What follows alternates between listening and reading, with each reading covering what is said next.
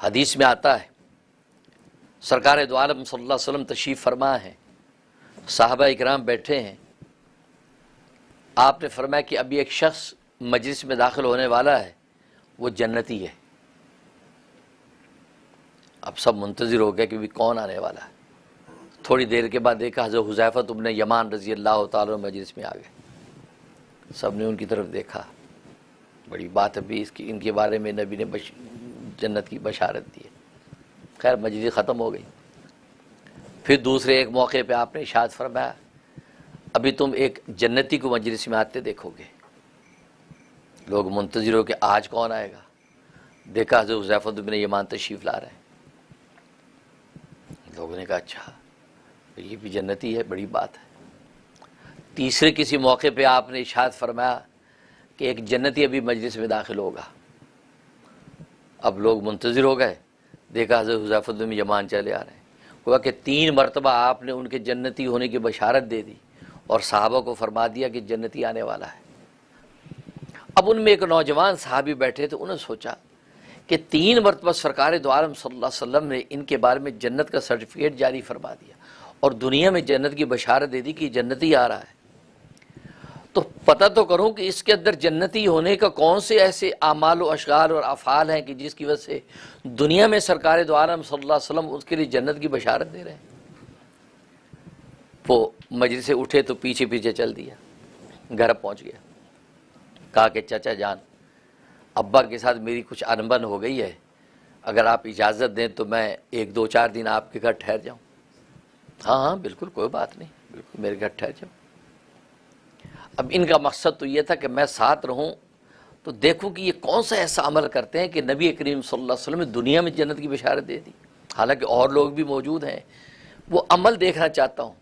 کیونکہ ظاہری اعمال جو مسجد میں آ کے کرتے ہو تو ہم سبھی کرتے ہیں، 5 وقت کی نماز پڑھ لی،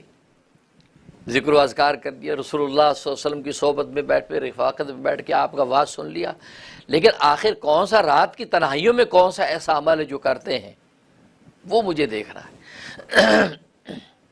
اور ظاہر ہے کہ آپ جانتے ہیں کہ صحابہ اکرام رضوان اللہ علیہ مجمعین کی تو صرف ایک ہی تڑپ ہوتی تھی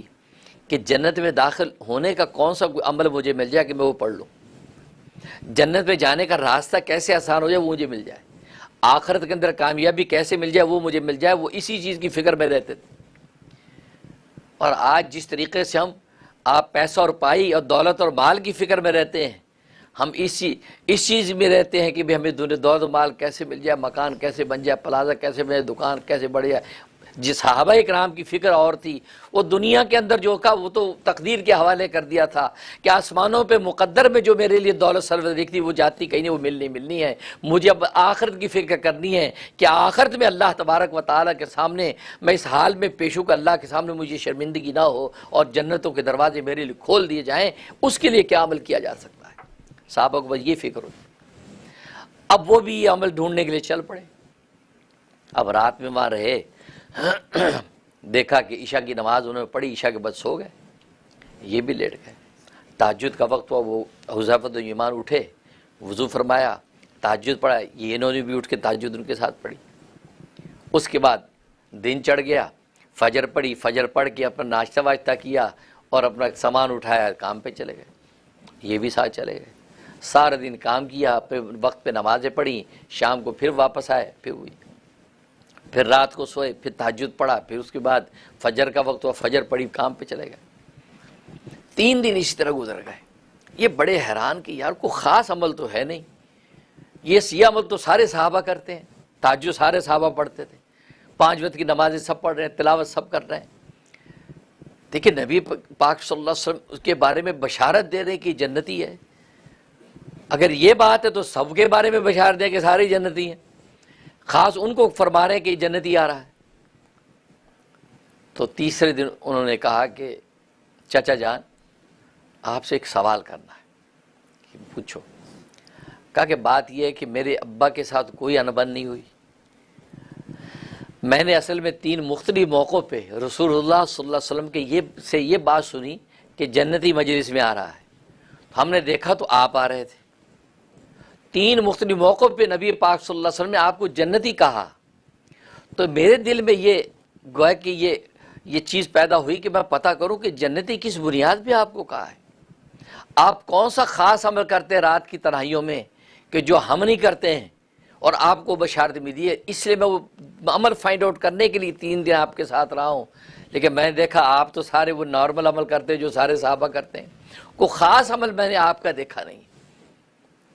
تو آخر کون سا ایسا عمل ہے جس کی وجہ سے رسول اللہ صلی اللہ علیہ وسلم نے آپ کو 3 موقع پہ جنتی فرمایا؟ اللہ اکبر۔ حذیفہ بن یمان رضی اللہ عنہ نے فرمایا کہ بھتیجے، میرے اعمال و اشغال تو وہی ہیں جو تو دیکھ رہا ہے، جو سبھی کرتے ہیں، ہاں البتہ ایک ایکسٹرا عمل ہے، وہ ایسا عمل ہے جو آنکھوں سے دیکھا نہیں جا سکتا، وہ گویا کہ ایک باطنی چھپا ہوا عمل ہے، میرے دل کی گہرائیوں کے اندر چھپا ہوا عمل ہے، ہو سکتا ہے اس عمل کی وجہ سے رسول اللہ صلی اللہ علیہ وسلم نے مجھے بشارت دی ہو۔ بھتیجے نے پوچھا کہ چچا جان کون سا عمل ہے؟ وہ یہ عمل ہے، میں دل کی گہرائیوں کے ساتھ ہر مسلمان سے سچی محبت کرتا ہوں،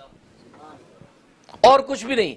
کبھی بھی دل کی گہرائیوں میں کوئی فتور نہیں آیا، میں ہر مسلمان سے جو اللہ کو مانتا ہے، رسول اللہ کو مانتا ہے، آخرت پر ایمان رکھتا ہے، مسلمان ہے، وہ اس سے میں محبت دل کی گہرائی سے کرتا ہوں، اس کے علاوہ میرا کوئی عمل نہیں ہے۔ پتہ چلا کہ اسی وجہ سے یہ جو جذبہ آپ کے قلب میں تھا، اس کی وجہ سے رسول اللہ صلی اللہ علیہ وسلم ان کو 3 موقع پہ جنتی فرما رہا ہے۔